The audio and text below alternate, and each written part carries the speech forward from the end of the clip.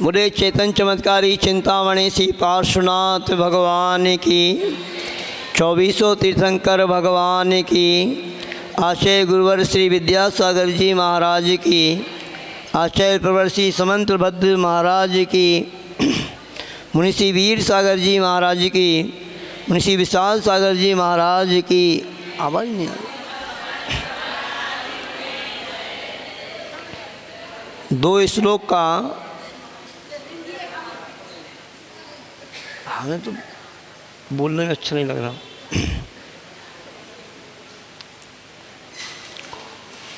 दो श्लोक का अर्थ अपन ने कल कर लिया था। तीसरे श्लोक का उच्चारण करते हैं फिर अर्थ बताएंगे। देखेंगे, शरीर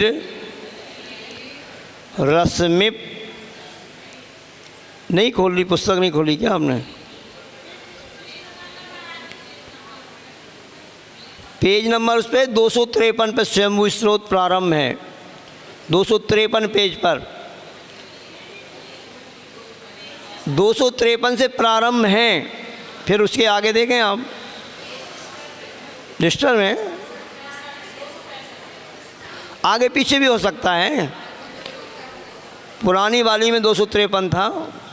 निकाल लें आप, एक दिन निकाल के बता दें जल्दी से।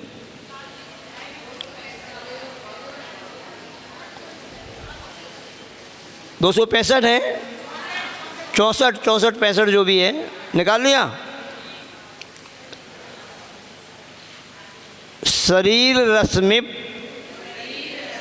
प्रशराः प्रभोस्ते वालार्क रश्मिच छवि राली लेप नरामराकीर्ण सभाम प्रभावच शैलस्य पद्मा भमणेः पद्मा भमणेः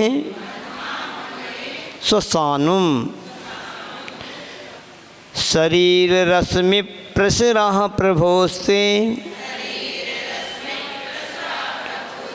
बालार्क रश्मि छविरालिनेप नरामराकीर्ण सभाम प्रभावच शैलस्य पद्मा भमणेः स्वसानुम। अब देखिए, इस श्लोक में ये बता रहे हैं कि भगवान समासन में बैठे हुए हैं तो उनका शरीर कैसा दिखाई दे रहा है। आप सभी जानते हैं कि पद्म प्रभु भगवान मूंगा वर्ण के हैं, किंतु वर्ण तीर्थंकरों का कोई सा भी हो बहुत सुंदर होता है। चाहे वो पार्श्वनाथ भगवान श्याम वर्ण के हों, है ना, तो भी तीर्थंकर तो हमेशा सुंदर ही हुआ करते हैं। तो उनकी शरीर की आकृति कैसी है, क्या दिखाई दे रहा है, वो यहाँ पे वर्णन कर रहे हैं आचार्य महाराज। बाल अर्क रश्मि छवि। बाल अर्क माने होता है सूर्य, और बाल मतलब होता है बाल सूर्य। प्रातःकालीन का सूर्य जो होता है वो वैसा प्रातःकालीन सूर्य की किरणों के समान। बाल का मतलब हो गया, बाल भानु कौन सा कहलाता है? सुबह का। तो बाल अर्क माने सूर्य, और रश्मि माने होती उसकी किरणें, किरणों की छवि माने कांति। तो जैसे प्रातःकालीन सूर्य की किरणों के समान उनकी कांति है, ऐसे वो हैं, है ना, पद्म प्रभु भगवान। ये प्रभु माने आप स्वामी के। शरीर रश्मि प्रसरहा, यानी शरीर की जो किरणों का समूह है वह है। अब आपके पास पुस्तक है तो अच्छा लग रहा होगा आपको, अर्थ वाली, है ना। तो और अब वो क्या कर रही है, आपकी जो शरीर की ऐसी कांति है, तो नरामराकीर्ण सभाम। दूसरी लाइन में, एक लाइन का पूरा हो चुका है ना, आगे समझ में कि नहीं? बाल अर्क रश्मि छवि राली लेपे, मतलब हे भगवान आपके जो शरीर की कांति कैसी है? प्रातःकालीन सूर्य की किरणों के समान कांति वाला। आप इस शरीर की किरणों का जो समूह है वह क्या कर रहा है? फिर नर अमर से आकीर्ण सभाम, भगवान की कल बताया था, अपने चर्चा करी थी कि 12 सभा होती हैं, तो उसमें मनुष्य और देव विशेष रूप से होते हैं।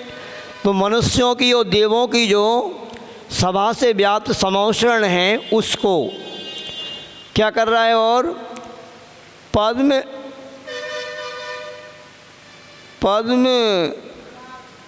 पद्माभ मणि, ये जो है शब्द दिया है ना, पद्माभ मणि का मतलब है यहाँ पर अच्छा, उस तरह आलिप्त कर रखा था जिस तरह की पद्मराग मणि के पर्वत की प्रभा अपने पार्श्व भाग को आलिप्त कर रखती है, ऐसे बता रहे हैं। अब ये जो भगवान हैं वो पद्मराग मणि के समान हैं, तो ऐसे कह रहे हैं कि भगवान आपकी उस शरीर की सुंदरता ने ऐसे यानी ऐसा दृश्य बना रखा है, कैसा? जिस तरह की पद्मराग मणि के पर्वत की प्रभा अपने पार्श्व भाग को आलिप्त कर रखती है। पद्मराग मणि का कोई पर्वत हो और उसके पार्श्व भाग में जैसी स्थिति बनती है ऐसी स्थिति बन रही है। ऐसा क्या हुआ? समझ में आया कुछ नहीं? अब नीचे वाली लाइन का जो है ना एक साथ दे दिया है इन्होंने, ऊपर की लाइन तो आपको क्लियर हो गई ना यहाँ तक। देखिए फिर से देखें आप, बाल अर्क रश्मि छवि, इसका अर्थ है प्रातःकालीन सूर्य की कांति के समान, है ना। फिर शरीर रश्मि प्रसरा, आपके शरीर की जो किरणों का समूह है, विस्तार है, वो वैसा ऐसा है। अब वो कैसा है तो उसको इन्होंने बताया है। अब देखो पद्माभ मणि, पद्माभ मणि कहाँ पे दिया है? नीचे। पद्माभ मणि का अर्थ इन्होंने दिया है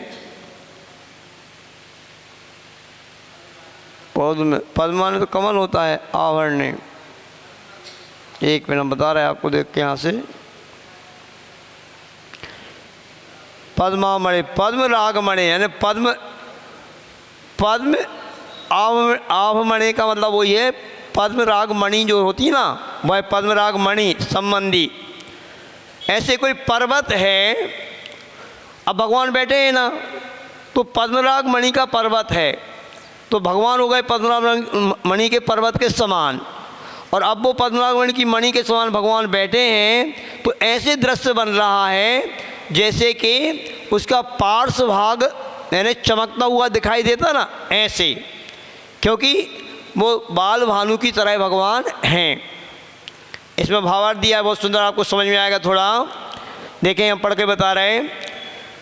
पद्म प्रभु भगवान के शरीर की प्रभा पद्म रागमणि के समान थी, जैसे पद्म रागमणि होती ना वैसे, तथा उससे प्रातःकाल के समय उदित होते हुए सूर्य की किरणों के समान एक विचित्र प्रकार की आभा निकलकर मनुष्य और देवों से व्याप्त सभा को व्याप्त कर रही थी। ऐसे भगवान ऐसे बैठे थे ना, तो उससे क्या एक अलंकार में इसकी बात बतलाई गई है। उससे ऐसा जान पड़ता था जैसे पद्म रागमणि के पर्वत की प्रभा अपनी कटनी पार्श्व भाग को व्याप्त कर रही हो। इस श्लोक में प्रभावत के स्थान में प्रभावा, इस पाठांतर का संकेत भी संस्कृत टीकाकरण दिया। उस पाठ में यानी इसका दूसरा अर्थ भी होता है, विस्तार की बात है। कुल मिला के ये कहना चाह रहे हैं कि भगवान प्रातःकालीन बाल भानु की तरह हैं। तो जैसे कोई पद्मराग मणि का पर्वत हो और उस समय सूर्य निकलता है जब, तो पद्मराग मणि के पर्वत में उसका पार्श्व भाग कैसा दिखाई देगा, ऐसे ही भगवान दिखाई दे रहे हैं। यानी एक अलंकार, उपमा अलंकार या कौन सा वो है, अलंकार का इसमें प्रयोग किया गया है। ये दशा इसमें दिखाई दी जा रही है कि भगवान समोषण में बैठ करके कैसे दिखाई दे रहे हैं, बस इतना ही है इसका भाव, ठीक है ना। अब अगले श्लोक में और बता रहे हैं, पूरा समोषण में भगवान बैठे हुए हैं, उसी का वर्णन यहाँ पे चल रहा है कि भगवान उस समोषण में बैठे कैसे दिखाई दे रहे हैं। अगला श्लोक देखेंगे चौथा, नभस्थलम पल्लव यन्निव त्वं सहस्र पत्राम्बुज गर्भचारैः पादाम्बुजैः पातित मारदर्पो भूमौ प्रजानां विजहर्त भूत्यै नभस्थलं पल्लवयन्निव त्वं सहस्रपत्राम्बुजगर्भचारैः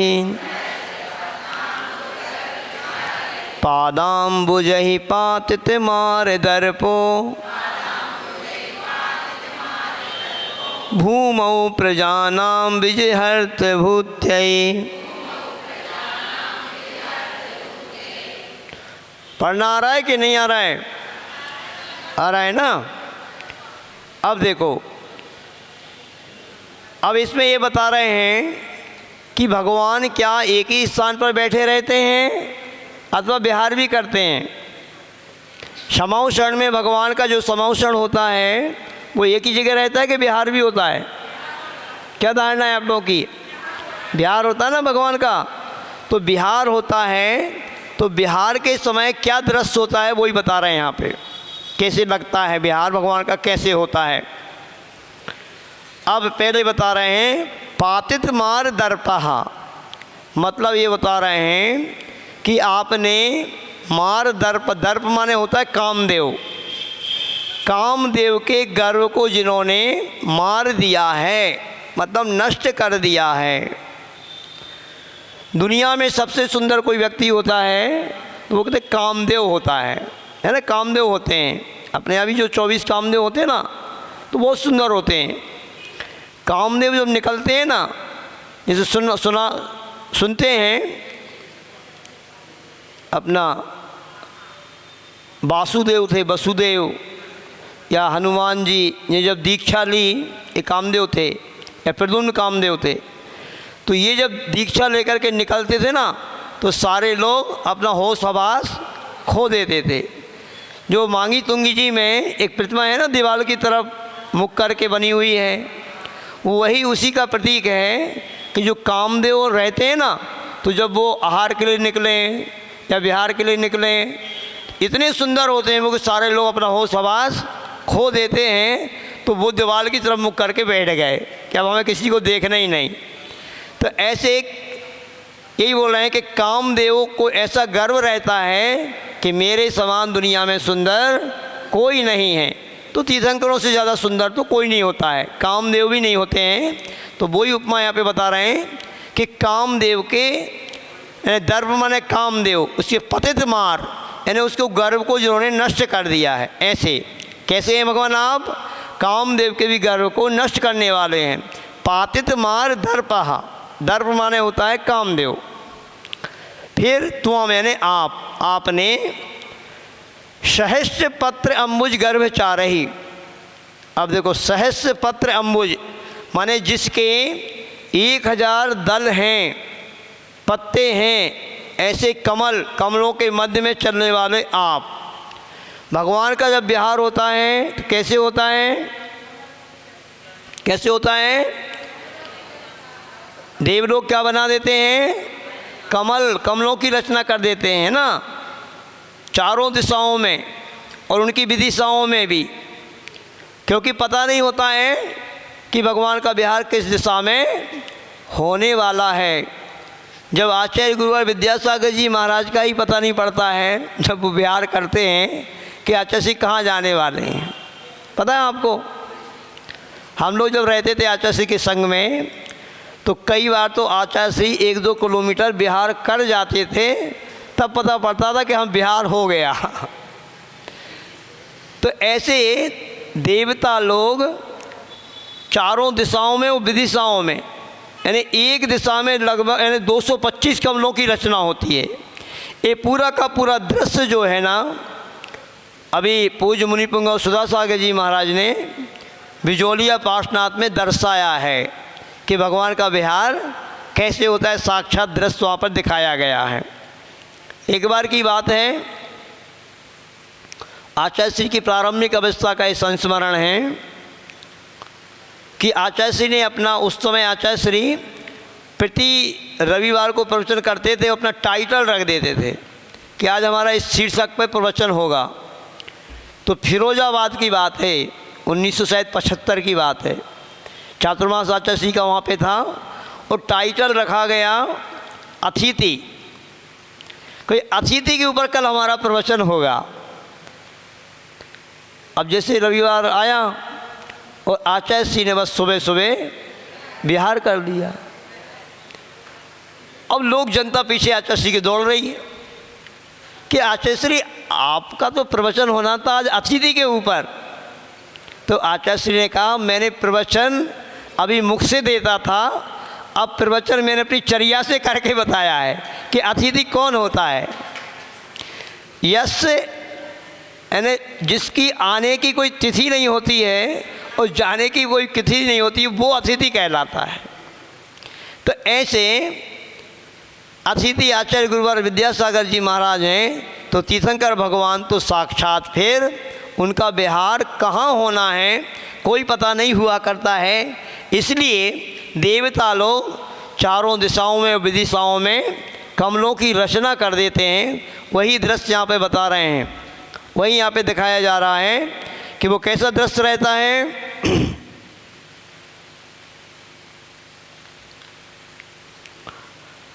सहस्त्रधर कमलों के मध्य में चलने वाले अपने, यानी ये देखिए इसका सहस्र पत्र अंबुज गर्भ चारई, ये जो शब्द दिया ना, इसका अर्थ है सहस्त्र पत्र हैं जिसमें, या 1000 जिसमें वो दल हैं, ऐसा अंबुज माने कमल है, ऐसा 1000 कमल दल वाला, कमलों के मध्य में चलने वाले आप पादाम्बुज ही, चरण कमलों के द्वारा नभस्तलम आकाश तल को पल्लवयन्यवत्वम, पल्लवयन्यव मतलब पल्लवों से युक्त जैसा करते हुए क्या हो रहा है, भगवान विहार कर रहे हैं और उन कमलों पर चल रहे हैं। तो ऐसे लग रहा है कि पूरे आकाश में ही वो कमल पूरे बने हुए हैं और भगवान का विहार हो रहा है। ऐसा दृश्य भूमि यानी पृथ्वी पर स्थित प्रजानाम विभूत्यई, प्रजाजनों की विभूति के लिए विहार किया था। ये बता दिया कि भगवान ने विहार क्यों किया था, भगवान विहार क्यों करते हैं, क्यों करते हैं, बताइए, कौन बताएगा। भगवान का विहार क्यों होता है, भव्य जीवों के कल्याण के लिए। अब आचार्य गुरुवर विद्यासागर जी महाराज इतनी दूर विहार करके पहुँचे हैं, 700 किलोमीटर लगभग, क्या ज़रूरत थी वहाँ जाने की, क्या ज़रूरत थी। वहाँ के भव्य जीवों का पुण्य जगह, तो सोचो कि जो आचार्य भगवान कुंडलपुर से कहाँ पहुँचना था, रहली पटना पहुँचना था, मुश्किल से 40-50 किलोमीटर होगा, उसके लिए भी आचार्य भगवान डोली से विहार किया। और जब महाराष्ट्र के भव्य जीवों का पुण्य जगह, तो आचार्य श्री 700 किलोमीटर विहार करके पहुँच गए। तो भव्य जीवों के कल्याण के लिए तीर्थंकर भगवान भी विहार करते हैं, उनको कोई विहार करने की कोई ज़रूरत ही नहीं है। जब ना आहार की ज़रूरत है, ना उनको विहार की ज़रूरत है, कुछ भी उनके लिए ज़रूरत नहीं, किंतु भव्य जीवों के कल्याण के लिए तीर्थंकरों का विहार हुआ करता है। ऐसा यही बात यहाँ पर उन्होंने दिखलाई है, पूरा का पूरा ये दृश्य दिखलाया है कि हे भगवान, आपका जब विहार होता है तो पूरा का पूरा जो आकाश है वो ऐसे लगता है कि पूरे आकाश में ही ये कमलों की रचना हो गई हो और आप वहाँ पर चल रहे हैं। अब भगवान का विहार होता कहाँ पे है? भूमि पे होता है कि समौषण कहाँ रहता है? अपन ने कल चर्चा की थी कि समौषण तो कहाँ होता है? पृथ्वी से 5000 धनुष ऊपर, माने 30,000 फीट ऊपर जाकर के समौषण रहता है। तो उतने ऊपर होगा क्या? कई बार ये प्रश्न उठता है, तो बात यही आती है कि नहीं, इतने आकाश में विहार नहीं होता भगवान का। भगवान का विहार तो भूमि पर ही होता है, बस 4 अंगुल ऊपर होता है। तो ये कमलों की रचना भी जो देवता लोग करते हैं भूमि पर ही करते हैं, किंतु वो भगवान तो कमल के भी 4 अंगुल ऊपर चला करते हैं, क्योंकि जब सारी की सारी लाखों की जो जनता रहेगी वो कहाँ पर ऊपर चढ़ के जाएगी? वो जनता तो पीछे पीछे दौड़ेगी भगवान के। तो मतलब भूमि पर ही होता है। यहाँ पर भी आचार्य भगवान ने भूमौ दिया है, इसका मतलब है पृथ्वी पर स्थित प्रजाजनों की विभूति के लिए विहार भगवान करते हैं। तो ऐसा। अब एक और बचा है, आप पुस्तक में से पढ़ लेना और अच्छे से समझ में आ जाएगा, नहीं आ रहा हो, क्योंकि ये जहाँ पर उपमा अलंकार वगैरह होते हैं ना, तो थोड़ा सा अपन को विषय बहुत ज़्यादा क्लियर नहीं होता है, पर इतना उसका भाव समझते जाएं वो भी अच्छा है। अब देखें अगला, गुणाम बुधेर विप्रुष मप्यजस्रम। गुणाम बुधेर विप्रुषमप्यजस्रम न खंडलाः स्तोतु मलं तवर्षेः प्रागेव माद्रिक किमुताति भक्तिर माम बाल माला पैतीद मित्थम। गुणाम्बुधेर्विप्रुषमप्यजस्रम न खंडिलः स्तोतुमलं तवर्षेः प्रागेव माद्रिक किमुताति भक्तिर मां बालमाला पैतीद मित्थम। अब देखिए इस श्लोक में भी जैसे सम्मोहनाथ भगवान के श्लोक में आया था ना, क्या आया था? शक्रोप सक्त सौपुण्य कीर्ते, ये आया था ना, जब हे भगवान शक्र भी असक्त रहा आपकी स्तुति करने में, तो मैं कैसे कर सकता हूँ? उसी प्रकार का भाव यहाँ पर है। देखेंगे ऋषे, सबसे पहले क्या दिया है? लास्ट में जो शब्द दिया ना, तौ ऋषे है। हे भगवान, ऋषि माने समस्त रिद्धियों के निधान स्वरूप। ऋषि कौन कहलाते हैं? आगम में परिभाषा आती है, मुनि महाराज 3-4 प्रकार के होते हैं, ऋषि, मुनि, अनगार और यति। ऋषि, मुनि, अनगार और यति, इनकी अलग अलग परिभाषा आई है मूलाचार में। तो ऋषि उसको बोला है जिनको रिद्धियाँ प्राप्त हो जाती हैं। कौन कहलाते हैं? ऋषि। हाँ। मुनि कौन कहलाते हैं? तो जो अपनी साधना में लीन रहते हैं प्राय करके, वो मुनि कहलाते हैं। यति कौन कहलाते हैं? तो जो विशेष रूप से अपनी और विशेष उत्तर गुणों का पालन करते हैं, ऐसे उपवास इत्यादि करते हैं, तो वो ऋषि कहलाते, यति कहलाते हैं। और ऐसे अनगार वो कहलाते हैं कि जो विशेष रूप से बाल मुनि वगैरह होते हैं, ऐसे नई नई दीक्षा वगैरह हुई है, ऐसे आता है कुछ व्याख्या। तो ऋषि वो कहलाते हैं जिनको रिद्धियाँ प्राप्त रहती हैं। तो भगवान के पास, अनंत भगवान के पास कितनी रिद्धियाँ होती हैं? पूरी की पूरी 64 रिद्धियाँ रहती हैं भगवान के पास, क्योंकि जैसे वो दीक्षा लेते हैं, दीक्षा लेते ही 63 रिद्धियाँ हो जाती हैं। 63 रिद्धियों के स्वामी तो भगवान दीक्षा लेते ही हो जाते हैं, और केवल ज्ञान रिद्धि और उनके पास आ जाती है जब, तो फिर 64 रिद्धि कि पूरे स्वामी हो जाते हैं। इसलिए विशेषण दे रहे हैं यहाँ पे कि समस्त रिद्धियों के निधान स्वरूप। आप सभी लोगों को पता है 64 रिद्धियाँ क्या होती हैं? पता है? 64 रिद्धियाँ होती हैं, ये तो पता है। वो कौन कौन सी होती हैं, उनके लक्षण क्या है, उनकी विशेषताएं क्या है, कभी सुना है? सुना है? सुना हो तो ठीक है, नहीं तो आप समझना चाहें तो बता दें, अपन उनकी चर्चा अपन कर सकते हैं। क्योंकि अब विशेष बात आ रही है अभी कि अपन को दिवाली आने वाली है और उन दिवाली पर अपन 64 रिद्धिधारी मुनि महाराज गणधर परमेष्ठी 63 रिद्धि के धारी होते हैं, उनकी विशेष पूजन आराधना करते हैं। और वो रिद्धियाँ क्या होती हैं इसके बारे में यदि आप चाहेंगे तो आपको बता सकते हैं संक्षिप्त में एक एक रिद्धि क्या होती है, आखिरकार वो 64 रिद्धियाँ क्या हैं और उनकी क्या विशेषताएं हैं, उनकी क्या महिमा है, इसको अपन समझ सकते हैं। यदि आपकी भावनाओं तो कल समझा देंगे, है ना।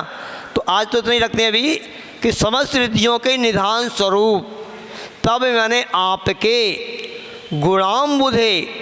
अब भगवान कैसे होते हैं? गुण के अम्बुधे।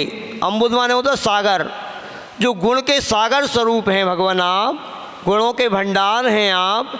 ऐसे विप्रसम अपि, यानी एक बूंद को भी, यानी आपके अंदर इतने गुण हैं, सागर के समान गुण हैं। अब उस सागर में तो कितना पानी रहता है? अथाह। और उस अथाह सागर के समान आपके गुण हैं भगवान। तो उस सागर में जैसे अथाह पानी होता है ना, ऐसे आपके गुण सागर के समान है। उसकी एक बूंद को भी, यानी एक गुण को भी अजस्रम निरंतर स्तोतुम स्तुति करने के लिए जब आखंडलहा, आखंडला का मतलब होता है इंद्र, इंद्र प्रागे पहले ही अलम न समर्थ नहीं हो सका है, तब माद्रक यानी मेरे जैसा असमर्थ मनुष्य किमुत कैसे समर्थ हो सकता है, अर्थात नहीं हो सकता है। अति भक्ति, यह तीव्र भक्ति ही माम बालम, मुझ अज्ञानी से इत्थम यानी इस तरह इदम इस स्तवन को आलाप्यति कहला रही है। अभी तो आपकी पुस्तक में जैसे दिया है ना, हमने वैसा अर्थ लगाया है। अब सीधा श्लोक से लगा देते हैं। देखो, गुणाम बुधे, ठीक है ना। हे भगवान आप कैसे हैं? गुण तो गुण हो गए, अम्बुधे माने होता है सागर, मतलब हे भगवान आपके अंदर सागर के समान गुण हैं। जैसे सागर में अथाह जल भरा रहता है, ऐसे आपके अंदर भी अनंत गुण हैं, आप गुणों के भंडार हैं। ऐसे आप भगवान आप हैं। अब विप्रसम अपि अजस्रम, संधि तोड़ेंगे, संधि विच्छेद करेंगे तो उन अथाह यानी सागर के समान जो आपके अंदर गुण हैं, उनकी एक बूंद को भी अजस्रम माने निरंतर, ना ना ना और आखंडला निकलेगा इसमें। आखंडला का मतलब है इंद्र, इंद्र ना स्तोतुम अलम, स्तुति करने के लिए समर्थ, अलम माने समर्थ नहीं हो सका। हे भगवान, हे पद्म प्रभु भगवान, आपके अंदर इतने गुण हैं सागर के समान कि उन गुणों को यदि कहने के लिए कोई व्यक्ति एक साथ निरंतर तैयार हो जाए तो वो सौधर्म इंद्र भी आपके एक बूंद के समान, मतलब एक गुण को भी कह नहीं सकता है। अब समझो आप कि कितने गुण भगवान के अंदर होते हैं। तो ऐसे महिमा यहाँ पे बताई जा रही है। और अब एक लाइन का समझ में आ गया? क्या आ गया समझ में? हे भगवान, सागर के समान आपके अथाह गुणों की एक बूंद को भी सौधर्म इंद्र जैसा महान इंद्र निरंतर कहने में समर्थ नहीं हो सका है ना। कब नहीं हो सकता? प्रागेव, पहले ही। अभी आचार्य भगवान समंतपद स्वामी ने ये स्तुति कब की है? अभी पंचम काल में की है। तो वो ये बोल रहे हैं आचार्य समंतपद भगवान के, भगवान जब साक्षात आप हुए थे, जब सौधर्म इंद्र ने आपके पांचों कल्याणकों को मनाया था, जब आपको केवल ज्ञान हुआ था और सौदरमिंद ने 1008 नामों से आपकी स्तुति की थी, है ना, ऐसा सौदरमिंद द्वादशांग का ज्ञाता होता है, वह सौदरमिंद पहले ही जब आप साक्षात हुए थे आपकी स्तुति नहीं कर सका है, ऐसा उनका भाव है। तो माद्रिक यानी मेरे जैसा, किमुत यानी मेरे जैसा व्यक्ति, मैं समंतबद्ध जैसा, मैंने वो आचार्य अपने लिए कह रहे हैं कि मुझ समंतबद्ध जैसा जो सामान्य आचार हैं हम, या सामान्य आपके भक्त हैं भगवान, आपके बालम शब्द दिया है, बाल हैं हम तो अज्ञानी हैं, यानी हे भगवान हम अज्ञानी हैं, हम कैसे आपकी स्तुति कर सकते हैं। फिर क्यों कर रहे हैं आपकी स्तुति? अति भक्ति, हे भगवान अति भक्ति ही आपके प्रति जो है, माम यानी मेरी जो आपके प्रति अति भक्ति है, वही मुझे आलाप यति इदम इत्थम, यानी इस इत्थम यानी इस प्रकार, यह जो मैं आपकी स्तुति कर रहा हूँ वो भक्ति के बस से ही आपकी स्तुति कर रहा हूँ। सभी जगह यही भाव आता है, जैसे भक्तावर भाव आया है ना, ऐसे यहाँ पे आया है कि हे भगवान आपकी भक्ति ही मुझे बलात्, जैसे आता ना बलात्, आपकी स्तुति करवा रही है, ऐसा। पर अपन को इससे ये शिक्षा लेना है कि यदि हम भगवान की स्तुति बहुत अच्छे से नहीं कर पा रहे हैं तो अपन को अपने आप को कभी भी दीनहीन नहीं समझना चाहिए, कि भगवान तो बहुत महान है, जिसकी जैसी सामर्थ्य है उस सामर्थ्य के अनुसार तो स्तुति कर सकते हैं अपन। तो जब आचार्य समंतबद्ध इतने महान विद्वान आचार्य कह रहे हैं कि भगवान कि मैं आपकी स्तुति कैसे करूं, तो एक तो अपन को ये शिक्षा लेना है, कितने बड़े महान आचार्य भी अपने आप को लघु कह रहे हैं, और अपन क्या करते हैं, थोड़ी सी भी अगर भगवान की स्तुति कर लें, थोड़ा सा भी कोई अच्छा काम कर लें, थोड़ी सी भी बोली ले लें, थोड़ा भी एक बार सिद्ध चक्र महामंडल विधान करा दें, तो अपना जो सीना होता है वो कितने इंच का हो जाता है। अपन लोग गर्भ में फूल जाते हैं कोई भी काम करके। पर इन आचार्य भगवंतों से अपन को शिक्षा लेना चाहिए कि कोई भी धार्मिक कार्य हो, कितना भी बड़ा कार्य हो, उसको करके कभी अपन को अभिमान नहीं आना चाहिए, गर्व नहीं होना चाहिए कि हे भगवान आपकी तो बड़े बड़े इंद्र इत्यादि आपकी स्तुति करते हैं, फिर हम क्या कर सकते हैं आपकी स्तुति? कुछ नहीं कर सकते। कहते हैं कि जो भगवान का संवत्सरण होता है वो कौन बनाता है? कुबेर बनाता है। किंतु पूज्य सुधासागर जी महाराज ने सुनाया था ये प्रसंग, कुबेर भगवान का संवत्सरण ऐसा बनाता है, इतना सुंदर बनाता है जिसकी अपन कल्पना नहीं कर सकते। अब कुबेर भगवान का संवत्सरण बनाएगा तो कैसा बनाएगा? जो सौदरमिंद के उसका खजाने का मालिक है, तो अब वो क्या कमी रखेगा? किंतु जब संवत्सरण बन जाता है, भगवान उसमें बैठ जाते हैं, तब उसकी आंखों में आंसू आते हैं, वो रोने जैसा हो जाता कि हे भगवान आपके अंदर जैसे गुण हैं, आप जो गुणों के खजाने हैं, आपकी जो सुंदरता है, उस सुंदरता के अनुसार मैं आपका संवत्सरण नहीं बना सका। तो फिर अपन को कभी भी गर्व नहीं करना चाहिए, यही भाव है। ठीक है, इतना ही रखते हैं।